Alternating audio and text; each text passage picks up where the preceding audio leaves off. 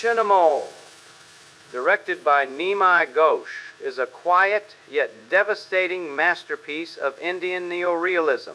Filmed in the aftermath of the sturt 1947 partition of India, the historic event that tore the subcontinent into India and Pakistan, triggering the exodus of over 10 million people and hundreds of thousands of deaths.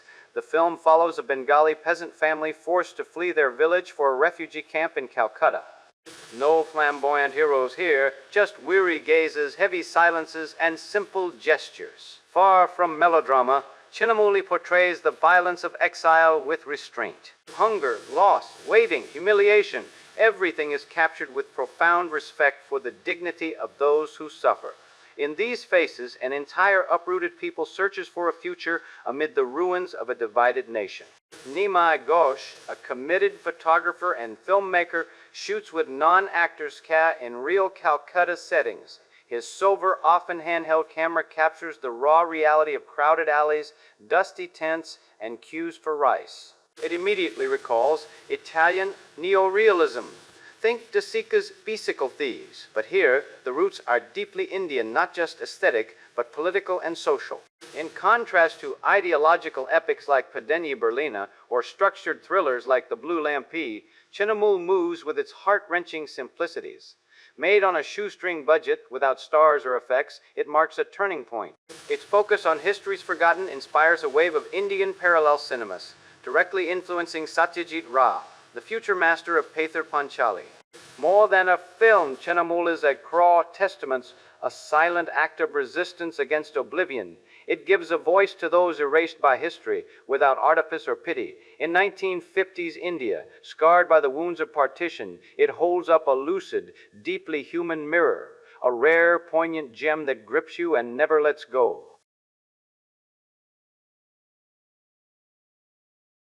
Akatsuki no Dassō, directed by Senkichi Taniguchi, is a Japanese drama of heart-wrenching restraint, probing the scars of post-war Japan. Mikami, a young deserter, flees the imperial army in Manchuria, 1945. Haunted by violence, shame, and fear, he wanders through dense forests and charred villages. Drained peasants, disoriented refugees, an enigmatic woman with a hopeful gaze. Each encounter weighs on his quest for freedom. His silent flight is a cry against the absurdity of war, a step toward redemption in a collapsed world. Produced by Toho, this film breaks with pre-war militarist cinema. Taniguchi directs without flourish. No heroes, just averted glances. Steps in the mud, heavy silences. Natural settings, ruins, dark expanses, mirror a disoriented Japan reckoning with its martial past. Rintaro Mikuni, in an early role, embodies Mikami with muted intensity, a broken yet human anti-hero. This ascetic, almost neo-realist style carries the soul of a nation embracing necessary pacifism.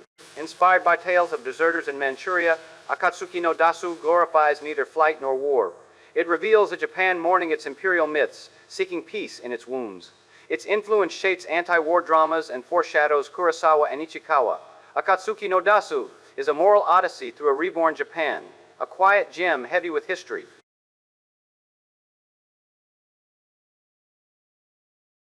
The Titan, story of Michelangelo, directed by Ortl, re-edited by Robert Flaherty and Richard Lyford, is a captivating German-Swiss documentary, an intimate dive into the life and work of Michelangelo Buonarroti, the Renaissance giant.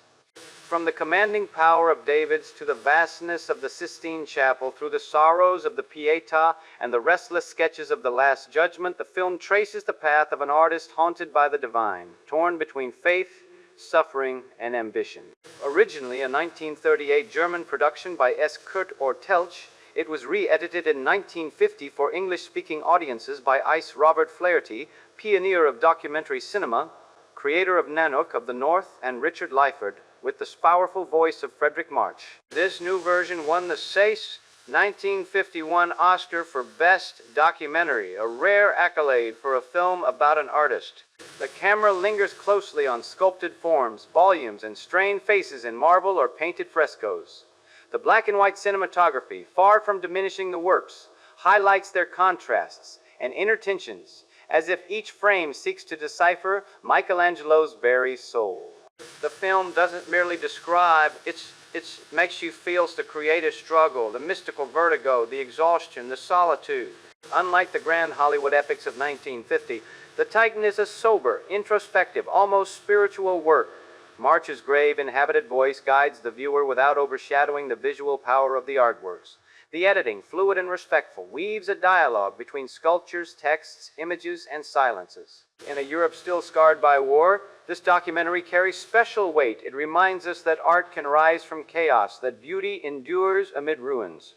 Michelangelo, a tormented and uncompromising figure, becomes a universal symbol, creation as an act of resistance, a quest for the absolute.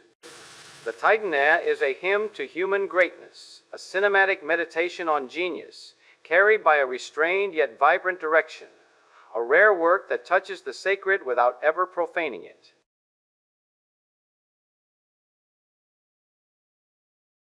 Whirlpool, directed by Otto Preminger, is a haunting film noir that straddles psychological drama and psychoanalytic thriller.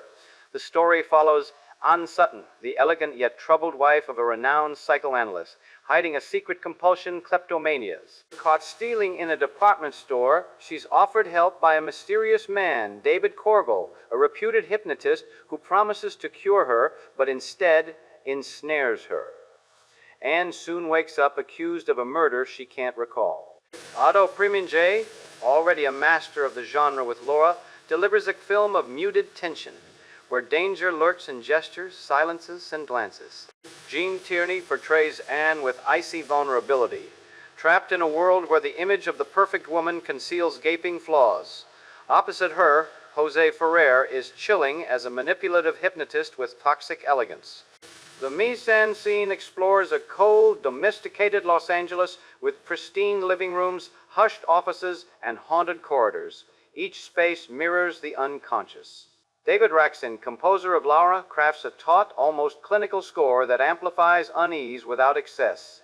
Produced by 20th Century Fox, the film draws from Guy Endor's novel Methinks the Lady and fits into the post-war wave of psychoanalytic noirs like Spellbound, Secret Beyond the Door, and later, Vertigo. These stories probe invisible traumas, fractured identities, and the perils of a science that explores the mind without fully grasping what it awakens.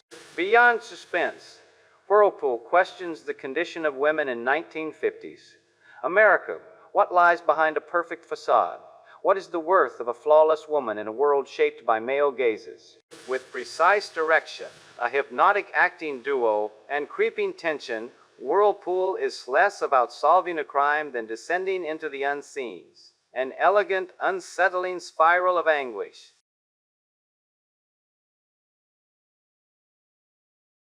Never Fears, directed by Ida Lupino, is a gripping drama that seizes you from the opening minutes. Carol, a young dancer with a bright future, has her career shattered by polio, a dreaded scourge of post-war America. Confined to a wheelchair, she faces despair, fear, and loss of self, supported, however imperfectly, by her fiancé Guy and a compassionate doctor. Through painful rehabilitation sessions and crises of doubt, Carol slowly claws her way back. This sober yet vibrant story pays tribute to human tenacity. Behind the camera, Ida Lupino, a trailblazing female director in Hollywood, delivers a personal and courageous work. A polio survivor herself, she draws from her own experience. Produced on a shoestring budget by her independent company, The Filmmakers, Never Fear stands out for its authenticity. Real hospital settings, non-professional patients, and an understated yet poignant mise-en-scène. Sally Forrest portrays Carol with striking delicacy, opposite Keith Purcell as a sincere but fumbling fiancé. In an era haunted by the fear of disability and a search for a vaccine, the film diverges from the trendy noir style, like Whirlpool, to explore social drama with human depth. It tackles the female condition, courage in the face of illness, and self-reconstruction with rare finesse. Never Fears is modest in appearance, but immense in impact, a manifesto of resilience, an underappreciated gem of independent cinema.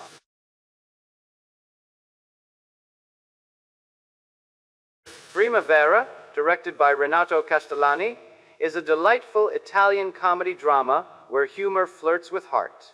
Pepe Agosti, a young Tuscan baker and incorrigible charmer, is sent to Catania for military service. There, he woos Maria Antonia, his comrade's fiancée, and marries her. But when transferred to Milan, he falls for Lucia, a lively and endearing newsstand girl whom he also marries. When Maria Antonia arrives unexpectedly, Beppe's double life unravels in a chain of misunderstandings both hilarious and tense, filled with passion, lies, and mischief. Will Beppe's silver tongue save him?